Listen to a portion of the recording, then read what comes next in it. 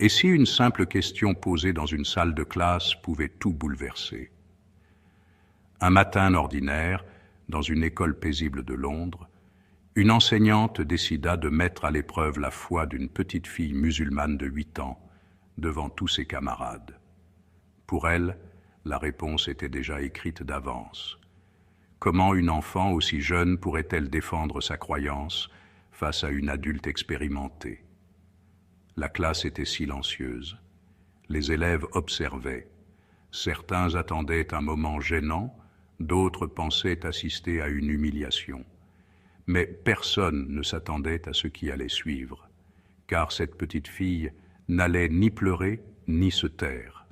Elle allait répondre, avec une sagesse et un courage qui allaient figer toute la salle. En quelques phrases seulement, elle allait transformer un défi en une leçon que personne dans cette classe n'oublierait jamais.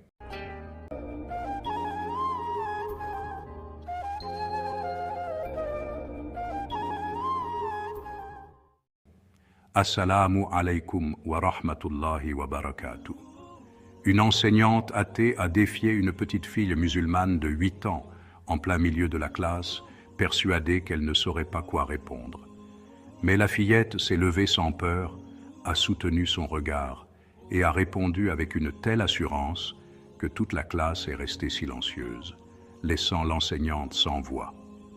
Si vous aimez Allah, écrivez « Gloire à Allah » en commentaire. Regardez jusqu'à la fin pour voir à quoi ressemble vraiment un véritable croyant.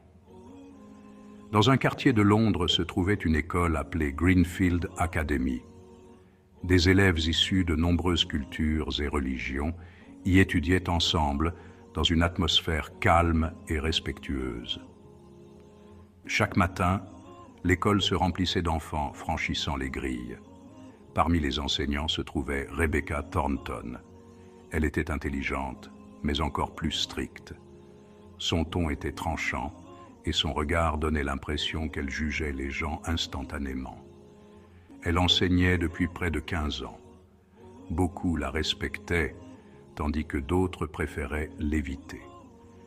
Elle croyait que seules les choses que l'on peut voir et prouver doivent être acceptées comme vérité. Pour elle, la religion relevait d'une imagination inutile et constituait un obstacle à l'éducation moderne. Elle pensait que la foi détournait les gens de la réalité et servait de soutien à la faiblesse. La religion n'avait jamais occupé une place importante dans sa famille. En grandissant, elle s'est convaincue que le monde serait meilleur sans religion. Ainsi, chaque fois que des sujets religieux apparaissaient en classe, elle les rejetait rapidement. Dans cette même classe étudiait une petite fille nommée Aïcha. Elle n'avait que 8 ans, mais possédait un cœur paisible. Elle portait un hijab blanc bien arrangé et faisait discrètement une invocation avant de manger, non pas pour impressionner qui que ce soit, mais uniquement pour Allah. Ses camarades l'appréciaient parce qu'elle traitait tout le monde avec gentillesse. Si quelqu'un n'avait rien, elle partageait ce qu'elle possédait. Son sourire était si doux que même les enfants les plus têtus se calmaient en sa présence. Mais aux yeux de Rebecca Thornton, Aïcha devint une cible. Elle pensait que posséder une foi religieuse à un si jeune âge signifiait accepter les choses sans réfléchir. Un jour, elle décida donc de mettre à l'épreuve la croyance d'Aïcha devant toute la classe. C'était un mardi matin froid, vers la fin du mois de novembre. Tous les élèves étaient assis avec leurs cahiers ouverts. Le chauffage produisait un léger bourdonnement, tandis qu'à l'extérieur, les branches nues des arbres tremblaient sous le vent. À ce moment-là, Madame Thornton se tenait devant la classe, les bras croisés, observant les élèves avec une expression sérieuse. Elle avait préparé cette leçon à l'avance. Elle voulait transmettre un message non seulement à Aïcha, mais aussi à tous les élèves qui continuaient de s'accrocher à la foi. En regardant la classe, elle déclara « Aujourd'hui, nous allons parler de la réalité et de l'imagination. » Les élèves bougèrent légèrement sur leurs chaises. Certains étaient curieux, d'autres semblaient perplexes. Quelques-uns échangèrent des regards, sentant que quelque chose d'inhabituel se préparait. Madame Thornton poursuivit. « La réalité est ce que nous pouvons voir, toucher, éprouver. » Puis elle expliqua. « L'imagination, c'est ce que nous créons dans notre esprit. Des histoires, des fantaisies et des choses qui n'existent pas réellement. » Pendant qu'elle parlait, elle marchait lentement entre les rangées de tables, ses talons résonnant sèchement sur le sol. Elle donna quelques exemples et ajouta « La gravité est réelle parce que nous pouvons l'attester. L'eau bout à 100 degrés Celsius parce que nous pouvons le mesurer. » Puis elle marqua une pause et ajouta « Ce sont des faits. Ces vérités n'ont pas besoin de croyances. Elles existent, simplement. » Après ces paroles, elle tourna soudain son attention vers Aïcha. Sa voix était calme mais froide. Elle demanda « Aïcha, tu crois en Dieu, n'est-ce pas ?» Aïcha leva les yeux, surprise, tandis que toute la classe se tournait vers elle. Soudain, la pièce sembla plus étroite et l'air plus lourd. Aïcha hocha lentement la tête et répondit « Oui, madame, je crois en Allah. » Madame Thornton esquissa un sourire, mais ce n'était pas un sourire chaleureux. C'était le sourire de quelqu'un qui pensait avoir tendu un piège. Elle dit « Allah, Dieu, peu importe comment tu l'appelles. Dis-moi, Aïcha, où se trouve ce Dieu auquel tu crois ?» La salle de classe devint complètement silencieuse. On entendait clairement le tic-tac de l'horloge murale, ainsi que de légers bruits provenant d'une autre classe dans le couloir. Aïcha cligna des yeux, incertaine de ce qu'elle devait répondre, puis dit doucement « Je ne comprends pas vraiment la question. » Madame Thornton s'approcha, ses talons résonnant à chaque pas. Elle s'arrêta juste devant le bureau d'Aïcha, dominant la petite fille. « C'est une question simple, dit-elle. Si ton Dieu est réel, alors où est-il? Peux-tu le montrer? Peux-tu le désigner? » Quelques élèves commencèrent à rire discrètement. D'autres semblaient mal à l'aise, se remuant sur leurs chaises, ne sachant pas s'ils devaient rire ou rester silencieux. Un garçon murmura à son ami « Elle va avoir des ennuis ». Mais Aïcha ne paniqua pas. Elle ne pleura pas. Elle baissa simplement les yeux vers son bureau, les petites mains jointes devant elle. Son cœur battait vite, mais elle se rappela ce que sa mère lui avait dit quelques nuits auparavant. « Si quelqu'un met un jour ta foi à l'épreuve, n'aie pas peur. » Aïcha se souvint encore des paroles de sa mère. « Allah est toujours avec toi. N'aie pas peur. Parle avec ton cœur, et il guidera tes paroles. » Pendant ce temps, Madame Thornton se tenait les bras croisés, semblant apprécier la situation. Elle se tourna vers toute la classe et déclara « Voilà le problème avec la religion. Les gens croient à des choses qu'ils ne peuvent pas prouver. Ils suivent des règles venant de livres anciens et appellent cela la vérité. Mais où sont les preuves? Où sont les démonstrations? Son ton mêlait moquerie et assurance. Puis elle se tourna de nouveau vers Aïcha et demanda d'une voix plus ferme « Aïcha, je vais te poser la question une dernière fois. Où est ton Dieu? S'il est réel, montre-le-moi, prouve-le. » Aïcha prit une profonde inspiration, sentant tous les regards des élèves posés sur elle. Certains la regardaient avec curiosité, d'autres avec compassion, et quelques-uns attendaient de voir si elle allait craquer. Mais Aïcha ne recula pas et ne resta pas silencieuse. Elle se leva lentement. Elle était petite, à peine aussi grande que le bureau devant elle. Pourtant, à cet instant, elle se sentit plus forte que jamais. Elle parla doucement et dit « Madame Thornton, puis-je vous poser une question ?» Madame Thornton leva un sourcil, visiblement surprise par cette réaction. Après une courte pause, elle hocha la tête. « Vas-y. » Aïcha regarda autour d'elle dans la classe, puis demanda calmement « Madame, avez-vous un cerveau ?» La classe réagit immédiatement. Certains élèves sursautèrent, d'autres rirent nerveusement. Quelques-uns chuchotèrent entre eux, se demandant si Aïcha était sérieuse ou si elle allait avoir de sérieux ennuis.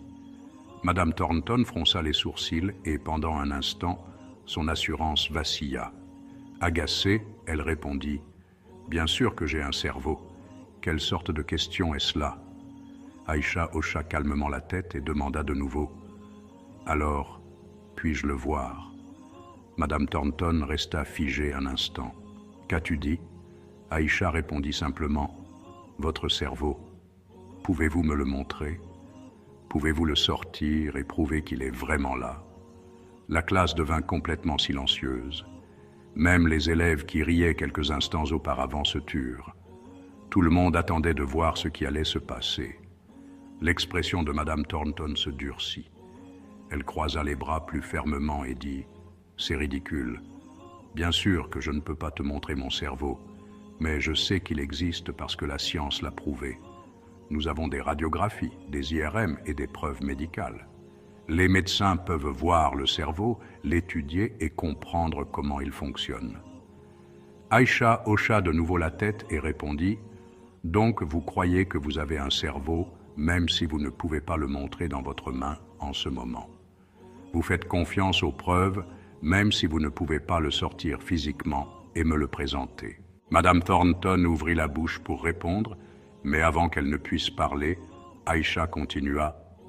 Aïcha dit calmement « C'est exactement ce que je ressens à propos d'Allah, madame.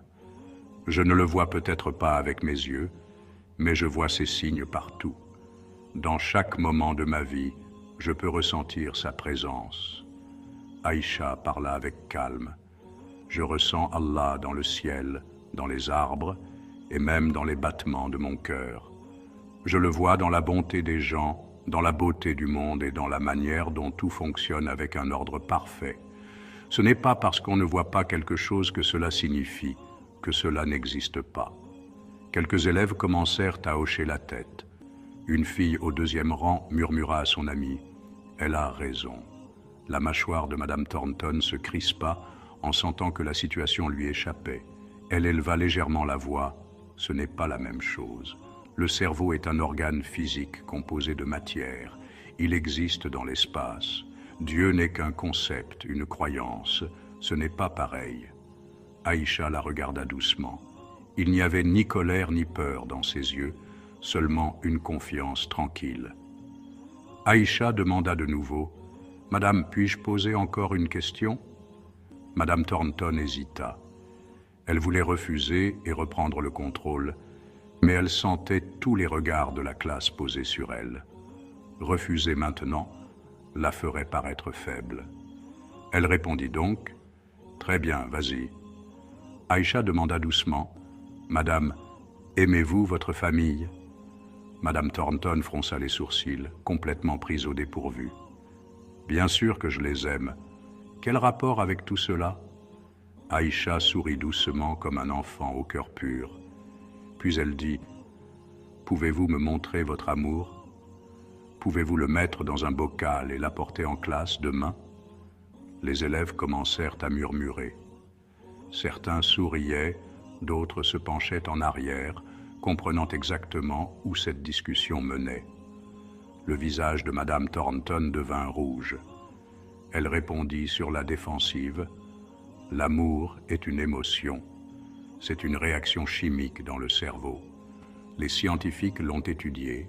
Nous savons ce qui le provoque, mais on ne peut pas vraiment le voir, n'est-ce pas ?»